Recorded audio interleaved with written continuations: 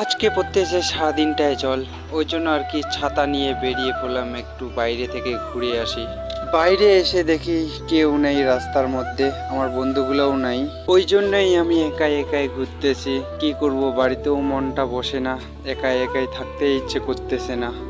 রাস্তা থেকে চলে আসলাম বাড়ি। বাড়ি এসে একটু বিছনায় শুয়ে পড়লাম। শুয়ে শুয়ে ভাবতেছি একটা যদি গার্লফ্রেন্ড থাকতো তো ওর সঙ্গে কথা বলতাম, আবার ঘুরতে যাইতাম ওর সঙ্গে।